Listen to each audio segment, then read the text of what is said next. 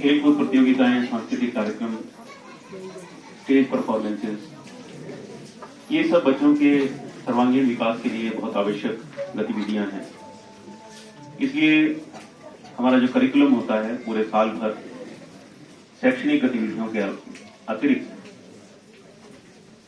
ये सब गतिविधियां भी आवश्यक गतिविधियों के तौर पर करिकुलम में शामिल होती हैं और इनका सफलतापूर्वक आयोजन करना भी ये बहुत बड़ा दायित्व जो है वो अध्यापकों पर होता है, सभी जिम्मेदार लोगों पर होता है और क्षेत्र के लोग भी इसमें सहयोग करते हैं। जहां पर भी ये प्रतियोगिताएं होती हैं, जहां पर भी ऐसे आयोजन होते हैं, मैं चेवा निवासियों को भी अपनी ओर से बधाई देना चाहता हूं, विशेष तौर से सामान्य सीताराम ठाकुर जी को, सामान्य श्री लक्ष्मी शर्मा जी को, सामान्य श्री हिरण शर्मा जी को और इनके सहयोगी सभी लोगों को, इस गांव के जो सब लोग हैं, आपने भी भरपूर सहयोग, ये खेलें सफलतापूर्वक संपन्न हो इस हेतु आपने भी अपना अधिकतम सहयोग दिया है। इसके लिए मैं आपको अपनी ओर से बहुत बहुत बधाई देना चाहता हूं।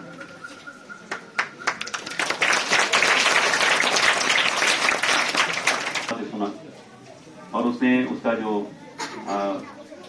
विषय था भाषण का वो था कि मेरे सपनों का भारत कैसा होगा। उसने बहुत अच्छे ढंग से, और मैं तो एक एक शब्द सुन रहा था, बड़े क्लिष्ट शब्दों का उच्चारण भी उसने जो है बहुत अच्छे ढंग से किया और मुझे लगता है बहुत प्यारी उसने कर रखी होगी। पहले ये सोया हुआ था वहां अपने पिताजी की गोद में, तो मैं इसको देख रहा था, मैंने बच्चा वहां सोया हुआ, लेकिन मुझे नहीं पता था कि ये बच्चा इतना प्रतिभाशाली है, इतना प्रतिभा संपन्न है। मैं इसके पेरेंट्स को भी अपनी ओर से बधाई देता हूँ, इस बच्चे को भी बधाई देता हूँ। हर बच्चे के अंदर प्रतिभा है, लेकिन उस प्रतिभा को सामने लाना, ये दायित्व जो है ये अध्यापकों के ऊपर होता है, पेरेंट्स के ऊपर होता है। न सिर्फ अध्यापकों और पेरेंट्स के ऊपर होता है, समाज के सब लोगों के ऊपर होता है, क्योंकि बच्चा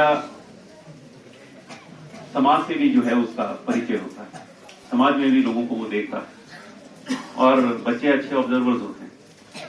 वो जैसा देखता है वो वैसा ही करने का जो है प्रयास करता है। अच्छा देखेगा अच्छा करेगा, बुरा देखेगा तो फिर उसके मन में वो बातें जो है, क्योंकि अच्छे बुरे का उसके बीच में भेद करना, क्या अच्छा है क्या बुरा है, ये एबिलिटी जो है, ये एनालिटिकल एबिलिटी जो है बच्चे में नहीं होती है। इसलिए सारे समाज का कर्तव्य दायित्व है कि ये बच्चे जो हैं वो आगे बढ़े। ठीक कहा है शास्त्रों में कि कोई अक्षर ऐसा नहीं है जो मंत्र ना बन सके, कोई ऐसा अक्षर नहीं है जो मंत्र ना बन सके, अमंत्रम अक्षरम नास्ति। तो दूसरा जो है वाक्य वो ये है, नास्ति मूलम अनौषधम। कोई मूल या कोई वनस्पति ऐसी नहीं है जिसका औषध के तौर पर, दवाई के तौर पर जिसका प्रयोग ना हो सके। तीसरा जो वाक्य है वो बड़ा महत्वपूर्ण है, जो ऋषि ने कहा है, अयोग्य पुरुषो नास्ति, कि जिसका जन्म जो है वो ह्यूमन बीइंग के तौर पर हुआ है, मानव के तौर पर हुआ है, वो अयोग्य हो ही नहीं सकता। अयोग्य पुरुषो नास्ति, योजक सत्र दुर्लभ। अगर कुछ दुर्लभ है तो योजक, योजक यानी जो योजना कर दे, उसकी जो इनहेरेंट जो एक जो उसकी योग्यता है, जो उसके अंदर प्रकृति ने दी है, ईश्वर ने जो उसके अंदर दी है, उस योग्यता को बाहर लेकर के आए। इसलिए हर बच्चे में योग्यता है, हर बच्चा योग्य है, चाहे वो किसी भी परिवार में पैदा क्यों ना हुआ हो। बड़े छोटे का भेद नहीं है, ईश्वर सबको समान गुण देकर के भेजता है।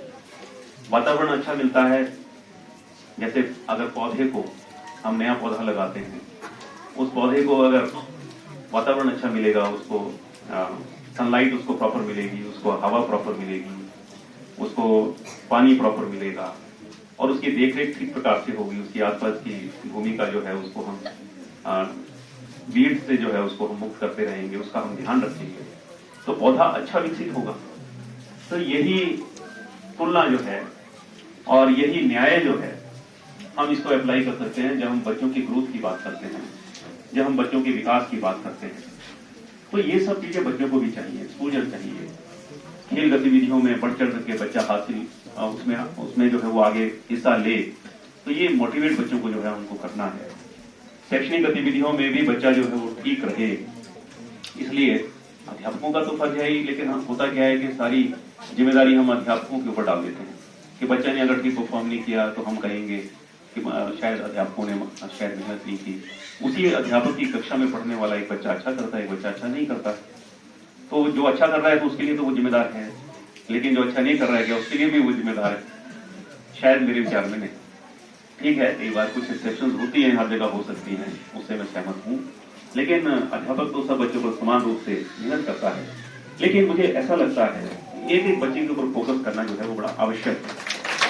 एक एक बच्चे को फोकस करना, और जब हम एक एक बच्चे के ऊपर जब हम फोकस करेंगे क्लास में, कक्षा में, और उसको हम समझने का प्रयास करेंगे कि ये बच्चा अगर कमजोर है कोई, तो ये इसको क्या दिक्कत आ रही है, कहाँ ब्लॉक है, कहाँ जो है वो कमजोरी है, और उस कमजोरी को कैसे दूर किया जा सकता है। और मैं आपको बताना चाहूंगा, इतिहास गवाह है, ऐसे लोग हुए हैं जिन्होंने एकेडमिक्स में कोई बहुत अच्छा परफॉर्मेंस नहीं किया, उनकी परफॉर्मेंस जो है वो बहुत अच्छी नहीं थी, लेकिन आगे चल करके जीवन में उन्होंने बहुत अच्छा किया, क्योंकि कोई समय उनके अंदर, कोई समय ऐसा आया जब उन्होंने रियलाइज किया, या उनको किसी ने रियलाइज करवाया कि आपके अंदर पोटेंशियल की कमी जो है वो नहीं है। तो मुझे लगता है अध्यापकों के ऊपर ये बड़ा दायित्व है कि एक एक बच्चे के ऊपर फोकस करना। दूसरा, मैं ये समझता हूँ, जो कि गवर्नमेंट स्कूल में एक रेगुलर होने वाला जो है वो काम नहीं है, कि जिस प्रकार प्राइवेट स्कूल में, और अच्छे जो प्राइवेट स्कूल हैं वहां पर ये आवश्यक है कि सप्ताहांत में जाकर के पेरेंट्स जो हैं, या महीने के अंत में पेरेंट्स जो हैं, या वीकेंड पर जो है जाकर के वो बच्चे के हर टीचर से जाकर के मिले सब्जेक्ट वाइज, और किस बच्चे को किस विषय में क्या दिक्कत आ रही है ये पूछें। लेकिन हमारे स्कूल में जो है ऐसा होता नहीं है, एसएफसीज भी कोई ज्यादा प्रयास नहीं करती हैं, और पेरेंट्स भी जहमत नहीं उठाते कि जाकर के हम बच्चे के विषय में इसको दिक्कत क्या आ रही है, और हमारी तरफ से क्या बच्चे के प्रोत्साहन के हेतु होना है, तो पेरेंट्स को क्या उसमें जो है उनका क्या योगदान होना है। ये विषय जो है बहुत गंभीरता से नीचे तक नहीं गया है। मुझे लगता है पेरेंट्स को भी जो है वो जागरूक होना पड़ेगा, और अपने बच्चों के विषय में अपने अध्यापकों से बात जो है वो करनी पड़ेगी, और बच्चा अगर कहीं दिक्कत महसूस कर रहा है तो उसको वो दिक्कत दूर करने के लिए सामूहिक प्रयास करना पड़ेगा, मतलब दोनों पक्षों को, पेरेंट्स और टीचर्स मिलकर सहयोग, दोनों का सहयोग। मैं आशा करता हूं, अपेक्षा करता हूं कि हमारे ये बच्चे, देखिए कितनी ताजगी और कितना निश्चल और कितना निर्मल चेहरा जो है, आंखें जो हैं बच्चों की होती हैं। अगर हम माइंडफुल होकर के, एकाग्रचित होकर के बच्चों के अगर हम चेहरे की ओर देख लेंगे तो हमारा भी डिप्रेशन जो है वो दूर हो जाएगा। ऐसी क्योंकि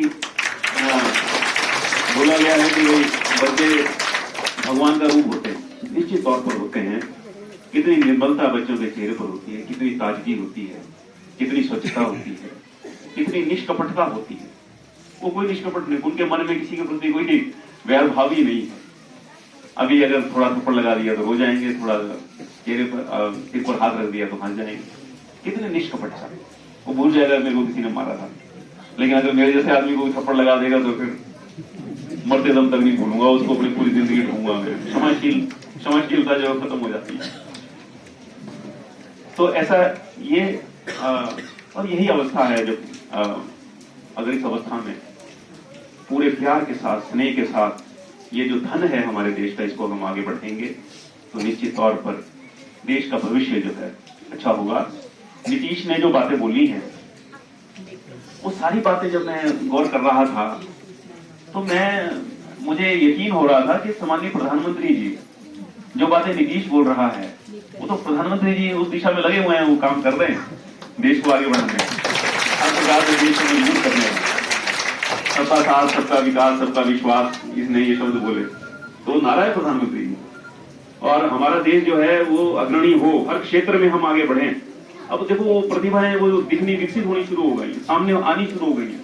लीडरशिप बदलने के साथ बड़ा माहौल जो है वो देश में चेंज हुआ है। अब विश्व स्तरीय जो खेल प्रतियोगिताएं हैं उसमें भी भारतवर्ष जो है वो चमक रहा है। हमारी मेडल्स की टैली जो है वो बढ़ रही है। हर क्षेत्र में हम अच्छा करें। सामरिक तौर पर हम बहुत ज्यादा मजबूत हुए, सामाजिक तौर पर हम मजबूत हुए, आर्थिक तौर पर भारत एक विश्व की महाशक्ति बनने की ओर अग्रसर है। और जो इसने बोला, मैं तो इसी के भाषण की एक्सप्लेनेशन करता हूं कि विश्व गुरु है भारत। और विश्वगुरु बिल्कुल भारत है विश्वगुरु और रहेगा विश्वगुरु। जो ज्ञान यहाँ है वो कहीं में नहीं, आध्यात्मिक ज्ञान, सर्वोच्च ज्ञान, परमोच्च ज्ञान जो है वो भारतवर्ष में मिलेगा। अगर किसी ने ईश्वर की प्राप्ति करनी है, जो मानव जीवन का सर्वोच्च लक्ष्य है, तो उसको भारत में जन्म लेना ही पड़ेगा। ये एक कंडीशन है जो मुझे लगता है ये रहेगी जब तक मानव जाति का अस्तित्व रहेगा। तो भारत विश्वगुरु बनने की ओर भी अग्रसर है और हम सब अपना अपना योगदान भारत को अच्छा बनाने में करेंगे। एक बात इसने और कही जो मुझे लगता है जिसका एहसास मैं तो इसका भाषण जो है रिकॉल कर सकता हूँ पूरा का पूरा जो इसने बोला है, क्योंकि I was listening with full focus, पूरे फोकस के साथ सुन रहा था मैं। इसने कहा कि हमें अपने कर्तव्यों का भी आभास जो है वो, हम अधिकारों की बात करते हैं आजकल तो सरकार जैसे जैसे अपना कार्यकाल जो पूरा करती है तो अभिलाषियों की संख्या जो है जो सरकार के प्रतिनिधियों को मिलने के लिए आते हैं और मुख्यमंत्री को मिलने आते हैं तो संख्या जो है वो निरंतर बढ़ती जा रही है। क्यों?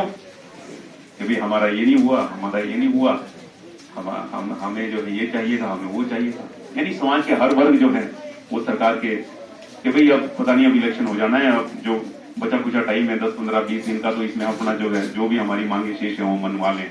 लेकिन जो इसने बात कही है कि हमें कर्तव्यों का भी आभास, कि हमारा कर्तव्य क्या है, और जब कर्तव्य का आभास होगा, कर्तव्य पर हम खरे उतरेंगे तो अधिकार स्वयं में मिलते चले जाएंगे। ऐसा मुझे लगता है क्योंकि ये प्रकृति का नियम है, हम देते हैं तो हमें मिलता भी है, जैसा हम देते हैं वैसा हमको मिलता है, वैसा ही वापिस आता है।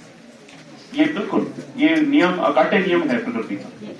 जो विद्वान बैठे होंगे यहाँ सब अध्यापक तो विद्वान ही होते हैं, तो आप सब मुझसे इस बात के ऊपर सहमत होंगे। मैं जैसा जिसके साथ करूंगा वो रिटर्न मुझे मिलेगा ही मिलेगा। मैं कल्याण करूंगा तो कल्याण मेरा भी होगा ही होगा, इसमें कोई संशय नहीं है।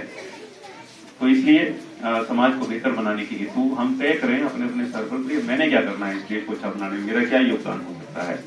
क्या मैं एक बच्चे को पढ़ा सकता हूँ जो मेरे पड़ोस में रहता है, जिसके पेरेंट्स नहीं पढ़ा सकते? अगर ईश्वर की कृपा से मैं थोड़ा पढ़ लिख गया तो मेरा दायित्व है कि मेरे पड़ोस, अगर वहाँ थोड़ा सा कुछ अभाव है तो क्या मेरा दायित्व नहीं होता कि 4 पैसे मैं उसके साथ शेयर कर लूँ ताकि उसका भी जीवन जो है वो अच्छा हो। इस तरह से जब एक सामूहिक जिम्मेदारी की भावना हमारे समाज में जब आएगी और आने लगी है, ऐसा मुझे लगता है, तो ये देश फिर बहुत जल्दी ये कैटलिस्ट बोलते हैं, कोई जैसे केमिकल रिएक्शन जो है उसको कोई तीव्र करने के लिए जिस चीज की आवश्यकता होती है तो वो कैटलिस्ट होता है। तो ये कैटलिस्ट का काम करेगा, ये हमारा एहसास और हमारा कि मैं क्या कर सकता हूँ देश के लिए, समाज के लिए मैं क्या कर सकता हूँ, तो इसका एहसास और ये हमको जो है वो होना चाहिए। मैं बच्चों के उज्जवल भविष्य की कामना करता हूँ और अध्यापकों को भी शुभकामनाएं देता हूँ कि आपके नेतृत्व में बच्चे जो हैं वो आगे बढ़े, श्रेष्ठ नागरिक बने और देश के लिए एक एसेट साबित हों। यहाँ पर स्थानीय आज 2 बड़े खुशी के मौके और 2 आज यहाँ पर जो है क्योंकि